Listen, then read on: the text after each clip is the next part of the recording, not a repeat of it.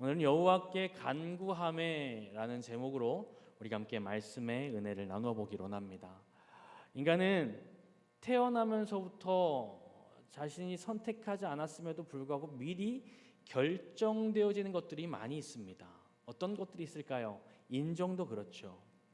민족 또한 그렇습니다. 내가 태어난 국가 또한 그렇죠. 그리고 부모 또한 그렇습니다. 나의 성도 그렇죠. 가족 등 내가 선택할 수 없이 미리 정해져서 나온 것들이 상당히 많이 있습니다. 이런 상상을 해봅니다. 만약에 그런 것들을 선택할 수 있었다면 과연 나는 이 나라에 태어나고 싶었을까? 라는 질문을 던져봅니다. 더 현실적인 질문, 내가 우리 부모를 선택할 수 있었다면 내가 지금의 부모 밑에서 태어났을까? 판단은 각자에게 맡기겠습니다. 우리 아이들은 또 어떻게 생각할까요? 누구나 이런 상상증은 한 번쯤은 해볼 수 있지 않을까요? 옛날에는 이런 말이 있었습니다. 개천에서 용 난다.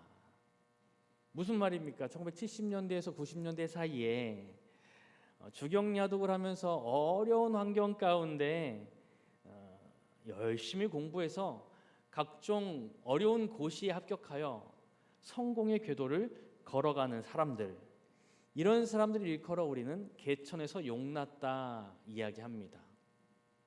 그런데 현대사회에 들어와서 이 개천에서 용났다라는 말 과연 통할까요? 절대로 통하지가 않습니다. 우리가 살아가고 있는 현대사회는 개천에서 용나지 않습니다. 큰 바다에서 용이 나게 되어 있죠. 우리가 지금 살아가고 있는 이 사회는 부자가 성공하는 사회입니다. 안타깝지만 부자는 계속해서 부자가 되는 사회입니다. 부자는 갈수록 더 부자가 되어지는 사회가 요즘 사회이죠. 반대로 가난한 사람은 시간이 갈수록 더 가난해지는, 가난한 사람이니까 계속해서 가난하게 살 수밖에 없는 이 사회가 바로 우리가 살아가고 있는 사회입니다. 왜일까요? 지금은 우리가 이미 태어날 때부터 그런 모든 것들이 결정이 되어 있기 때문입니다. 스스로의 힘으로 극복하기는 물론 불가능한 일은 아니지만 어려운 일입니다. 우리는 그래서 지금 태어나면서부터 많은 것들이 결정되어지는 그런 사회, 다른 사람들이 많은 입으로 평등한 사회다라고 이야기하기는 하지만 실질적인 평등은 우리에게 주어지지 않은, 이미 출발점부터 다른 곳에서 출발하고 있는 그런 사회에서 우리는 살아가고 있습니다. 오늘 본문의 분위기가 이와 비슷한 분위기가 펼쳐집니다. 오늘 본문에 한 가정이 등장합니다. 이 가정은 바로 누구의 가정이냐면 우리가 너무 잘 아는 것처럼 이삭의 가정입니다. 이삭은 40세 리브가를 만나 리브가와 결혼하여 가정을 꾸리게 됩니다. 오늘 본 말씀 20절 말씀에 이렇게 증언합니다. 이삭은 40세 리브가를 맞이하여 아내를 삼았으니, 리브가는 아람의 아람 족속 중 부두엘의 딸이요 아람 족속 중 라반의 누이였더라. 이삭이 결혼하여 자녀를 낳았습니다. 그런데 이 자녀를 낳은 시기가 26절에 보니까 몇 살이라고 기록합니까? 26절에는 60세라고 기록합니다. 그러니까 어떠한 계산이 나오는 건가요? 이삭이 결혼한 건 40세인데 아들을 낳은 건 60세입니다. 그러니까 20년 동안 자식이 없었던 것입니다. 딸이 있었던 것도 아니고 자식이 전혀 없었던 20년을 지냈습니다. 얼마나 괴로웠을까요? 우리나라 역사 속에서 이런 말이 있습니다. 칠거지약이라는 거 너무 잘 알고 계시지 않습니까? 한 집에서 여인을 쫓아내는, 공식적으로 쫓아낼 수 있는 방법이 7가지가 있는데 그 중에 한 가지가 뭘까요? 아들을 낳지 못하는 것. 우리나라의 옛날 사회, 조선 사회가 이런 사회였습니다. 아들을 낳지 못하면 그 이유 하나만으로도 쫓겨날 수 있는 사회가 그때 당시 우리나라 사회였습니다. 그런데 그보다 훨씬 이전, 오늘 본문 속에서의 시기를 보면 대략 기원전 2000년경 정도 되어집니다. 기원전 2000년경쯤 고대 근동 지방에서는 어떠한 사회 분위기가 있었냐면, 그때 당시에는 만약에 자녀를 출산하지 못했다 그러면 어떻게 생각하냐면, 그때 당시의 사회 분위기가 이 가정은 저주를 받은 가정이다 라고 생각하는 것이 당시의 통념이었습니다. 그런데 예나 지금이나 아이를 낳지 못하는 사람은 많은 것 같습니다. 대표적인 예로 가까운 데 있죠. 이삭의 아버지인 아브라함. 아브라함 역시 아내 사라가 아들을 낳지 못합니다. 그래서 어떻게 조치하게 됩니까? 아브라함은 하갈이라고 하는 몸종을 통해 이스마엘을 출산하는 것, 우리 너무 잘 알고 있지 않습니까? 또 한 명의 예를 들어볼까요? 사무엘상으로 가면은 아주 괴로운 사람이 한 명 있습니다. 누구일까요? 사무엘상 1장에 바로 소개되어지는 한나입니다. 사무엘상 1장 10절부터 11절에 보면 아들을 낳지 못하는 한나의 절규와도 같은 기도가 소개되어집니다. 한나가 마음이 괴로워서 여호와께 기도하고 통곡하며 서원하며 이르되, 만군의 여호와여, 만일 주의 여종이 고통을 돌보시고 나를 기억하사 주의 여종을 잊지 아니하시고 주의 여종에게 아들을 주시면 내가 그의 평생의 길을 여호와께 드리고 삭도를 그의 머리에 대지 아니하겠나이다.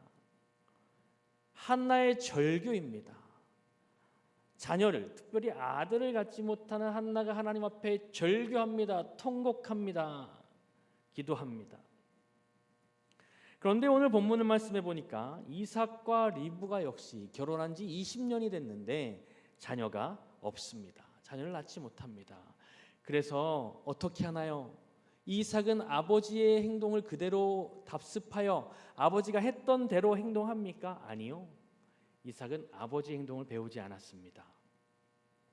아브라함처럼 첩을 통해 자녀를 낳지 않습니다. 그러면 이삭은 어떻게 행동합니까? 21절 말씀에 이렇게 증언합니다. 이삭이 그의 아내가 임신하지 못하므로 그를 위하여 여호와께 간구하매, 여호와께 간구하매, 여호와께서 그의 간구를 들으셨으므로 그의 아내 리브가가 임신하였더니.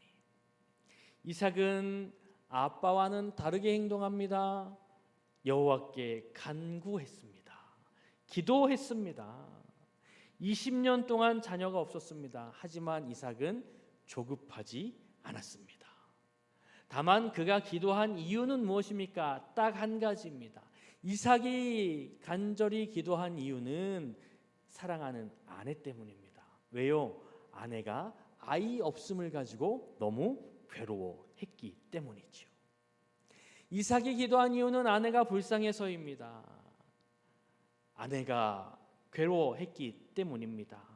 아내를 대신하여 기도했다는 것입니다. 하나님은 이 이삭의 간절하고도 간절한 기도를 들으셨다 본문은 기록하고 있습니다. 그리하여 하나님께서는 이 이삭의 기도에 응답하여 리브가는 드디어 임신하게 됩니다. 임신하게 되니까 이번엔 누가 기도하기 시작합니까? 임신을 하니까 이제 리브가가 기도하기 시작합니다. 22절 말씀인데요. 이제 리브가는 이 기도의 바통을 이어받아 왜 기도했을까요? 22절 말씀 이렇게 기록합니다. 그 아들들이 그의 태 속에서 서로 싸우는지라. 그가 이르되 이럴 경우에는 내가 어찌할꼬 하고 가서 여호와께 묻자온대. 기도했습니다. 왜 기도했습니까? 그들이 태 속에서 서로 싸웠다 합니다. 이것을 조금 더 쉽게 해석하면 이렇게 해석할 수 있습니다. 그가 이르되 이럴 경우에 내가 어찌할꼬, 이걸 어떻게 해석하냐면 이렇게 괴로워서야 내가 어떻게 견뎌내겠는가. 리브가는 괴로운 것입니다. 왜 괴로운 거냐면 뱃속에서 태중에서 이 아이가 움직임이 굉장히 심하기 때문이죠. 이 심한 움직임 때문에 리브가는 힘들어합니다. 혼란스러워합니다. 그래서 본문에서는 이 아이들의 움직임을 뭐라고 표현하냐면 서로 싸우는지라 이렇게 묘사하고 있습니다. 뭔가 좀 격렬한 표현인 것 같습니다. 과격한 표현인 것 같습니다. 하지만 성경에서 그렇게 표현했다라는 것은 태중에 있는 아이들이 그만큼 격렬하게 움직였다라는 것을 표현하고 있는 것이지요. 성경에 소개되는 리브가 어떠한 인물로 소개되어집니까? 성경에서 리브가는 당당한 여장부의 모습으로 소개되어지고 있습니다. 그런데 오늘 본문 말씀 22절 말씀 보니까 리브가는 좀 굉장히 괴로워하고 있습니다. 괴로워서 견딜 수 없을 만큼 힘들어하고 있습니다. 왜요? 그 태 속에 있는 아이들이 성경에서는 싸운다라고 표현하는 만큼 심하게 움직이고 있기 때문입니다. 리브가는 이것 때문에 하나님 앞에 기도하기 시작합니다. 이와 어쨌든 이삭이 기도했습니다. 이어 리브가가 기도했습니다. 여러분, 이것이 은혜입니다. 하나님께서 기도하게 하신 것, 이것이 바로 은혜라는 것이지요. 하나님은 무엇을 준비하고 계십니까? 리브가의 태 속에 있는 이 두 명의 아이들을 통해서 이 두 아이들이 큰 민족을 이룰 것이다 라고 하는 어마어마한 축복을 하나님은 미리 준비하고 계신 것입니다. 그렇기에 이 둘을 위해서는 하나님께서는 이 엄마 아빠가 반드시 기도해야 한다는 거 너무 잘 알고 계시는 것이지요. 그래서 하나님께서는 이삭을 기도의 자리로 부르셨고 이어 여러 가지 일들로 인하여 리브가를 기도의 자리로 부르셨다라고 하는 사실입니다. 그래서 이러한 이유로 하나님께서는 이 부부를 기도의 자리에 앉혀 놓으신 것입니다. 사랑하는 광성의 모든 가족 여러분들, 여러분들이 이 자리에 나와서 지금 기도의 자리에 앉아 있습니다. 예배의 자리에 앉아 있습니다. 무슨 동기로 나오셨는지 저는 알 수 없습니다.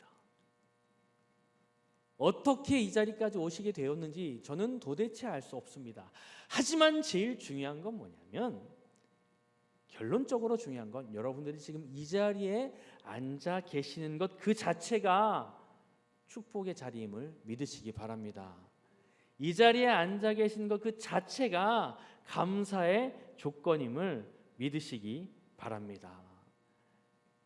이삭과 리브가에게 하나님께서 이 두 민족이라고 하는 어마어마한 축복을 준비하신 것처럼 하나님께서는 지금 여러분들을 통하여 큰 일을 하시기 위해서 준비하고 계시다라는 것 기억하시기 바랍니다. 그렇기 때문에 하나님께서는 여러분들이 이 자리에 불러 모으셨고 이 자리에서 하나님께서는 우리를 통하여 우리에게 부르짖게 하셨다라는 것 기억하셨으면 좋겠습니다. 이렇게 하나님의 부르심에 반응할 수 있는 이삭과 리브가처럼 우리 또한 그 하나님의 부르심에 반응할 수 있는 그러한 삶이 되시기를 주님의 이름으로 간절히 소원합니다. 이렇게 이삭과 리브가는 반응했습니다. 반응한 이삭과 리브가에게 하나님께서는 드디어 말씀하십니다. 23절 말씀 보니까 하나님 이렇게 말씀하십니다. 여호와께서 그에게 이르시되 두 국민이 내 태중에 있구나. 두 민족이 내 복중에서부터 나누이리라. 이 족속이 저 족속보다 강하겠고 큰 자가 어린 자를 섬기리라 하셨더라. 하나님께서 두 가지 소식을 주십니다. 하나는 좋은 소식이요, 하나는 안 좋은 소식입니다.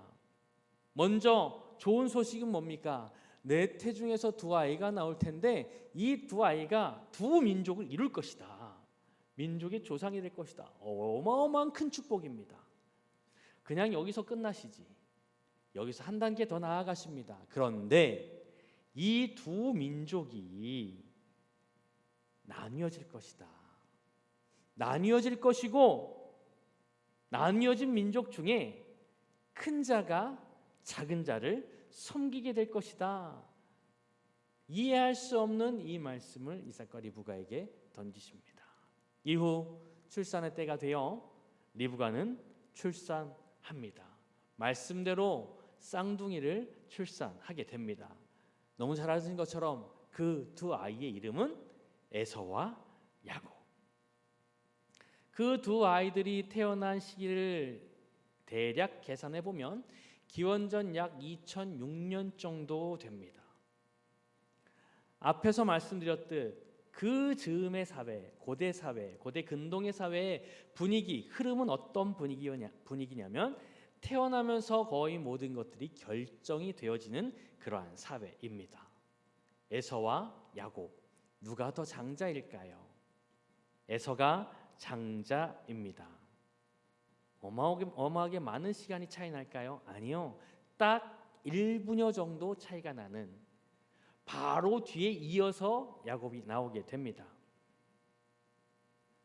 그런데 애석하지만 1분이건 10초건 먼저 나온 아이는 에서입니다. 당시 고대 사회는 이 장자들이 갖는 아주 큰 두 가지 특혜가 있습니다. 첫 번째, 그 집안의 재산의 3분의 2는 장자의 몫입니다. 그리고 두 번째 특혜, 그 가정의 자리에서 최고의 자리에 앉을 수 있는 것이 장자의 특혜입니다. 반면 그 뒤에 차자들, 그 뒤의 아이들은 어떠한 일을 해야 될까요? 이 장자에게 무조건 절대적으로 복종해야 하는 사회, 그 사회가 당시의 고대 사회입니다. 그런데 이 이삭의 가정에는 당시의 사회적인 통념적으로 이 두 가지 특혜 말고 한 가지가 더 있습니다. 아주 중요한 특혜이죠. 이건 바로 뭐냐면 영적인 축복입니다. 영적인 축복. 하나님께서 할아버지인 아브라함에게 약속하셨던 그 축복, 그리고 그것이 이제 아버지 이삭에게도 약속하셨던 그 축복, 이 이삭의 가정에는 이 축복을 그대로 계승할 수 있는 권리를 누가 갖게 되냐면 장자가 갖게 되었다는 것이죠. 그러니까 에서는 태어나면서부터 세 가지를 가지고 태어나는 겁니다. 그 집안의 재산의 3분의 2는 에서 것입니다. 그리고 가정의 가장 최고의 자리에 앉을 수 있습니다. 그리고 하나님께서 약속하신 아브라함의 축복, 이삭의 축복이 이제 에서에게까지 넘어가게 되어 있습니다. 에서와 야곱은 쌍둥이입니다. 야곱이 그 에서의 발 뒤꿈치를 잡고 태어났습니다. 앞에서 잠깐 말씀드린 것처럼 에서와 야곱의 차이는 대략 약 1분 정도. 이 1분의 차이가 평생을 좌우하게 되었습니다. 어찌됐든 이후 여하를 불문하고 에서는 장자입니다. 야곱은 차자입니다. 이 수없이 많은 이 축복이 에서에게 보장되어 있습니다. 에서가 잘나서 그랬을까요? 아니면 야곱이 못나서 이 축복을 누릴 만한 자격이 없기 때문에 에서에게 축복이 갔을까요? 아니요. 그렇지 않습니다. 에서가 잘나서 그런 것도 아니고 야곱이 못나서 그런 것도 아닙니다. 그 당시 사회가 그랬습니다. 에서가 먼저 태어났기 때문에 1분일지도 모르고 30초일지도 모르고 발뚝 뒤꿈치를 붙잡고 태어났기 때문에 시간을 가늠할 수 없는 그런 시간이겠지만, 그래도 에서 뒤에 야곱이 태어났기 때문에 모든 것이 결정되었습니다. 에서는 좋습니다. 횡재했습니다. 반면에 야곱은 억울합니다. 그런데 어쩔 수 없습니다. 그런데 오늘 본문 말씀 23절, 우리가 읽었던 23절 말씀 보니까 하나님께서는 그 당시에 이 사회적인 통념을 뒤엎을 만한 충격적인 이야기를 리브가에게 주십니다. 그게 뭡니까? 23절 말씀, 큰 자가 작은 자, 즉 어린 자를 섬기리라. 당시의 사회의 통념에서는 도대체 이해할 수 없는 일입니다. 작은 자가 큰 자를 섬기는 사회이어야 하는데 반대로 큰 자가 작은 자, 어린 자를 섬기리라. 마치 당시의 사회의 통념을 비웃는 것처럼 하나님은 이렇게 말씀하십니다. 에서는 당시 그 사회가 마음에 들었을까요? 마음에 들지 않았을까요? 예상해보기는 당시의 그 사회의 분위기가 썩 마음에 들었을 것입니다. 에서는 너무 마음에 들었겠죠. 왜? 이미 모든 축복은 자신의 것이기 때문이지요. 동생들은 다 나에게 복종해야 되기 때문이지요.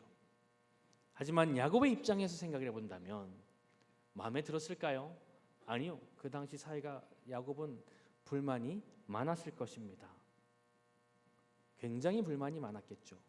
저도 저희 집안에 막내로 태어났습니다. 어렸을 적에 제가 저희 집안에서 살아갈 때 불만이 없었을까요? 굉장히 불만이 많았죠. 내 발에 맞지도 않는 신발을 신고 다녔어야 됐고 내 몸에 맞지도 않은 옷을 입고 다녔어야 했던 삶이 저의 삶이었습니다. 야곱 또한 그러지 않았을까요? 얼마나 불만이 많았을까요? 둘째 아들이기 때문에 모든 부분에서 손해를 봐야 했습니다. 그래서 야곱은 이 운명과 같은 세상, 이미 정해진 현실, 이 규칙, 이런 것들을 그대로 당하고 싶지 않았을 것입니다. 그래서 야곱은 그 정해진 규칙과 운명을 극복하기 위해 부단히 노력합니다. 죽기 살기로 노력하며 도전합니다. 반면에 에서는 도전하지 않습니다. 왜냐하면 가만히 있어도 모든 것이 다 자기 것이기 때문이죠. 그래서 에서는 아무 생각 없이 팥죽 한 그릇에 야곱에게 장자의 축복의 권한을 팔아버립니다. 왜요? 그 팥죽 한 그릇에 그래라고 대답했다고 해서 그 축복의 권한이 야곱에게 갈 것이라고 생각하지 않았기 때문이 아닐까요? 당시 사회는 실제 그런 사회였습니다. 장자는 아무렇게나 살아도 괜찮았습니다. 왜요? 장자였기 때문입니다. 반면에 야곱은 이 장자의 축복을 갖기 위해서 목숨 걸고 살았습니다. 몸부림치며 살았습니다. 그런데 잘 아시는 것처럼 야곱이 아무리 몸부림치고 목숨을 걸고 장자의 축복권을 쟁취하려 한다 해도 당시 그 사회 분위기에서는 가능할까요? 아니요. 불가능한 일입니다. 그 장자의 권한이 자신에게 올 리가 없습니다. 확률은 한 가지이죠. 형이 죽었을 때. 그거 아니고는 방법이 없습니다. 도저히 불가능합니다. 하지만 야곱은 포기하지 않습니다. 가만히 앉아서 세상이 정한 그대로, 운명이 정한 그대로, 세상이 결정한 결과대로 살고 싶지 않았다라는 것이지요.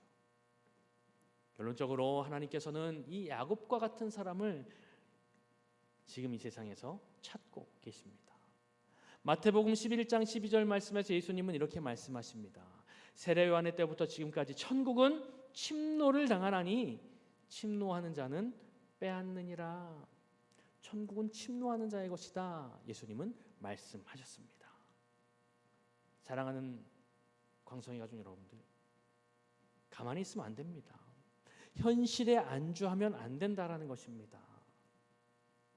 우리에게는 그래요. 하나님께서 우리에게 허락하신 자유가 있습니다. 우리는 열심히 공부할 자유도 있고요. 열심히 놀 자유도 있습니다. 현실에 충실하여 최선을 다할 자유도 있지만 그렇지 않게 최선을 다해서 놀 수 있는 자유도 있다라는 것이지요.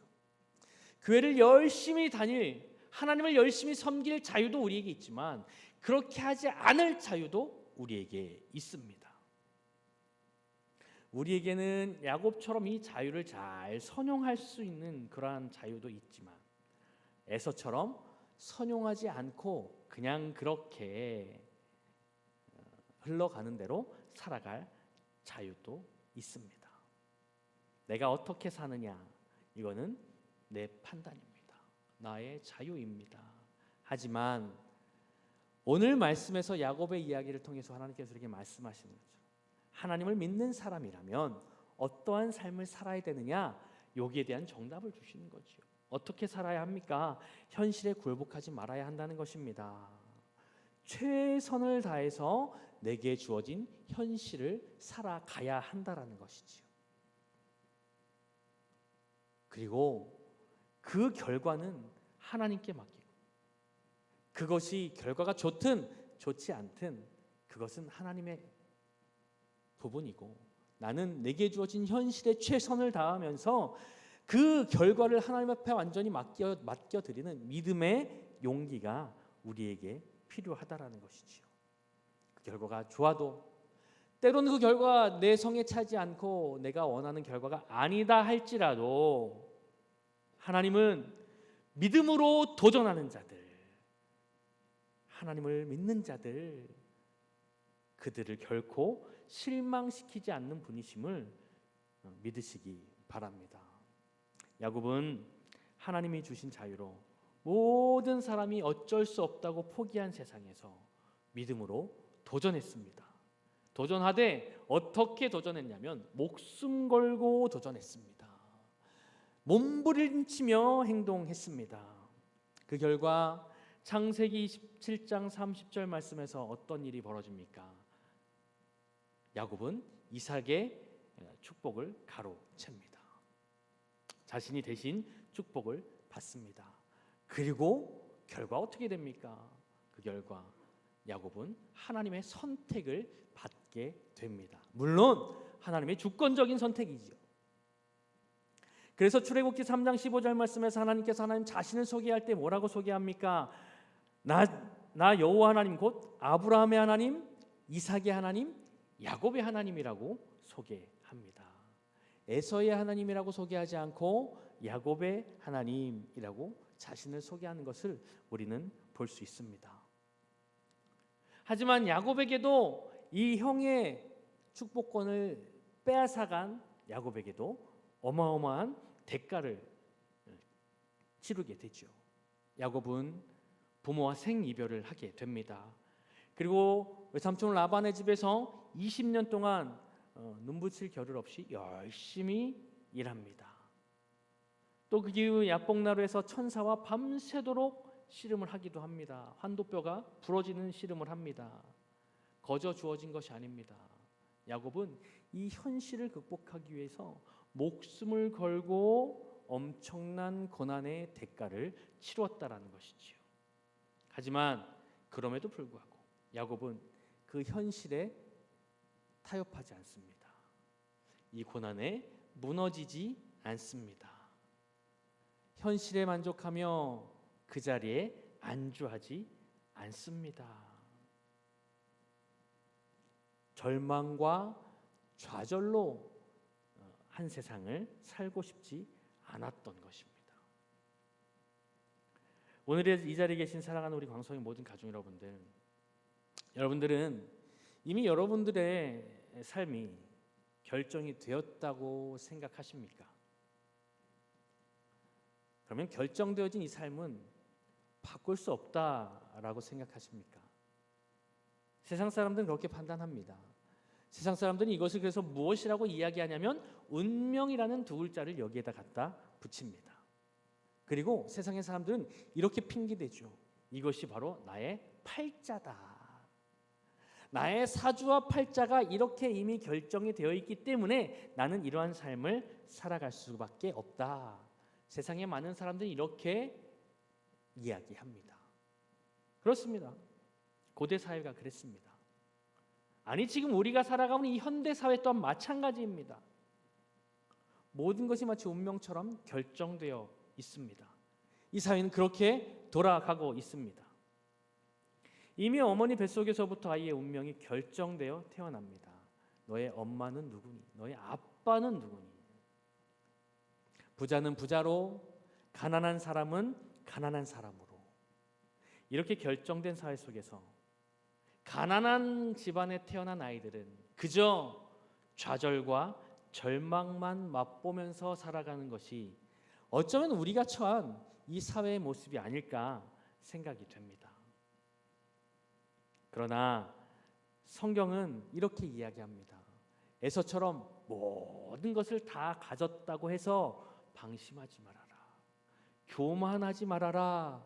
경고하십니다. 반대로 야곱처럼 어쩔 수 없다 해서 낙심하지 말아라. 좌절하지 말아라. 성경은 격려하고 있습니다.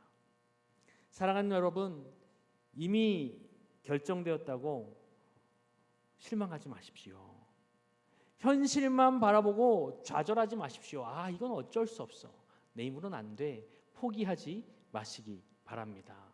우리가 바라보아야 할 것은 바로 무엇입니까? 그럼에도 불구하고 우리의 삶을 통해서 일하시기를 원하시는 하나님이 살아계심을 우리는 믿어야 합니다.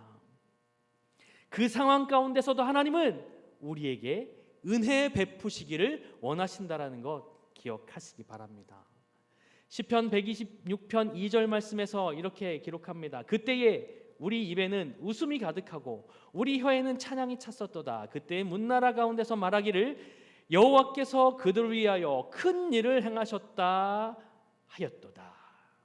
큰 일을 행하셨다 하였도다. 이것을 새 번역에서는 이렇게 번역합니다. 여호와께서 그들의 편이 되셔서 큰 일을 하셨다. 이렇게 번역하고 있습니다. 여호와께서 우리의 편이 되셨다 합니다. 내 편이신 여호와께서 큰 일을 하셨다 기록하십니다.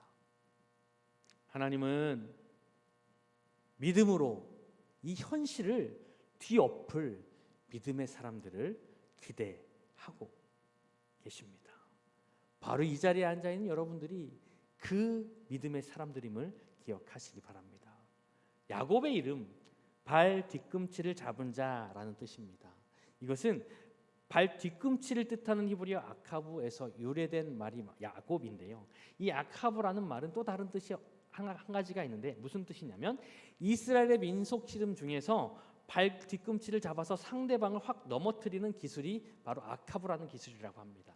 우리나라 씨름에도 비슷한 기술이 있습니다. 뭘까요? 뒤집기라는 기술입니다. 뒤집기. 우리가 그 뒤집기의 주인공이 되길 바랍니다. 하나님의 이름으로 멋지게 이 세상을 뒤집어치는, 뒤집게 하는 그러한 주인공들이 되시길 주님의 이름으로 간절히 소원합니다. 우리가 할 수 있는 것은 바로 무엇일까요?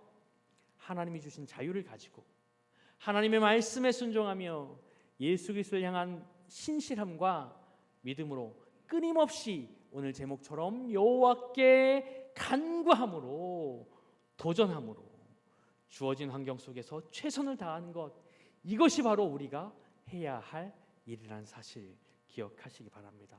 하나님은 지금도 그런 자들을 찾고 계십니다. 우리의 현재 상황 둘러보건대 우리가 지금 처한 상황 어떻게 될지 모르겠습니다. 내일의 상황도 어떻게 될지 모르겠습니다. 바로 앞의 상황도 어떻게 될지 모르겠습니다. 여러분, 이것이 우리가 처한 현실입니다. 그러면 이 우리가 처한 현실 가운데 우리는 어떻게 살아야 할까요? 에이, 현실이 그러니 난 모르겠어. 어떻게 되겠지 뭐. 안주하시렵니까? 그 자리에 철푸덕 주저 앉아 계시렵니까? 두 손 두 발 다 들고 굴복하시렵니까? 아니면 야곱처럼 이런 현실 가운데도 함께 하시는 하나님의 은혜를 기억하면서 여호와께 간구함으로 그 현실을 극복하기 위해 몸부림치며 최선을 다하시겠습니까? 이삭처럼 리브가처럼 여호와께 간구할 수 있는 사랑하는 광성의 모든 가족들 되시기를 주님의 이름으로 간절히 소원합니다. 그러면 우리는 뛰어넘을 수 있습니다. 그러면 우리는 일어날 수 있습니다. 왜요? 하나님이 내 편이시기 때문입니다. 기억하십시오. 하나님은 철저하게 내 편이십니다.